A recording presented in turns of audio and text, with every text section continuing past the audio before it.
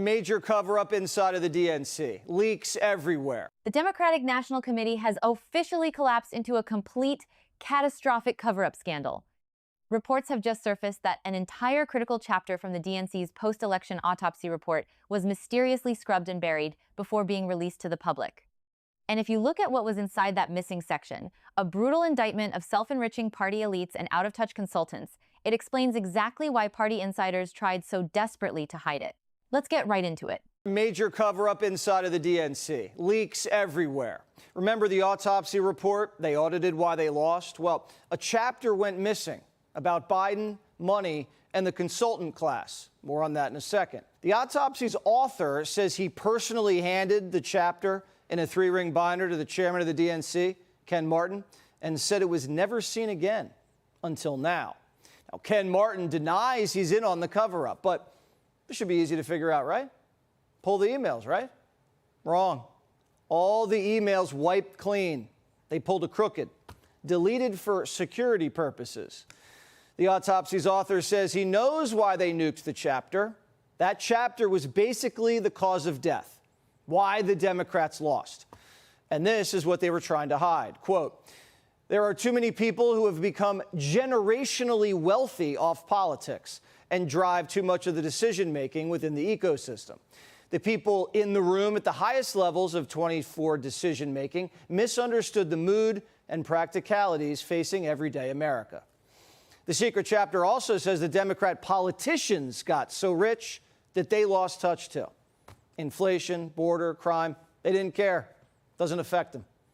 The secret chapter also said they knew Biden was going to lose, but they were too busy getting paid to notice.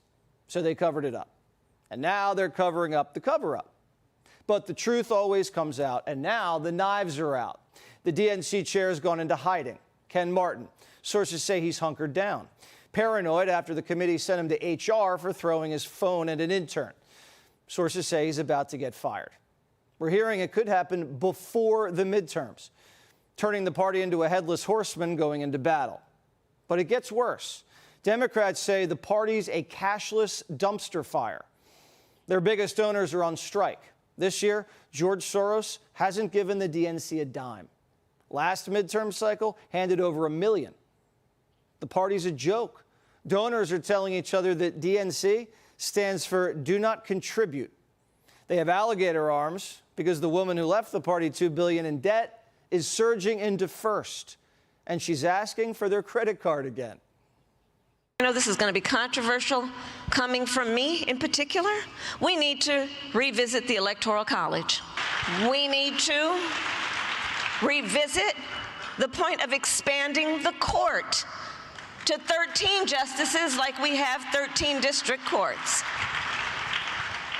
We need to revisit, if they so want, statehood for Puerto Rico and D.C.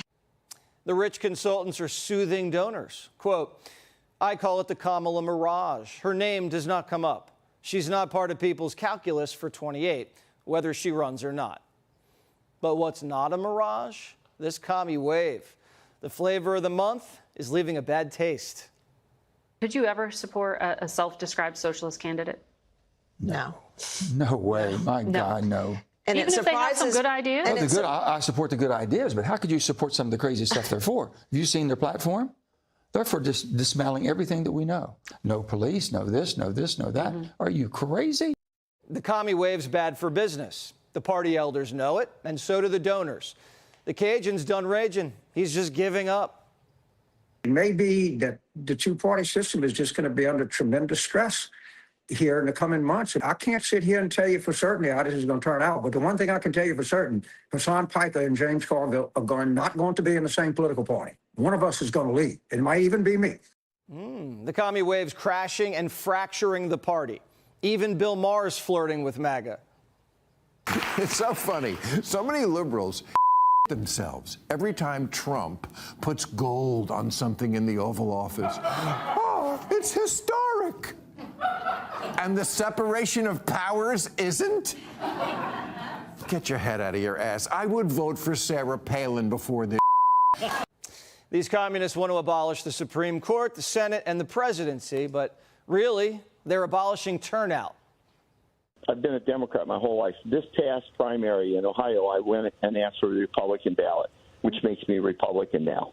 There's many reasons for that. This democratic socialist movement, this chicken has been coming home to roost for a long, long time.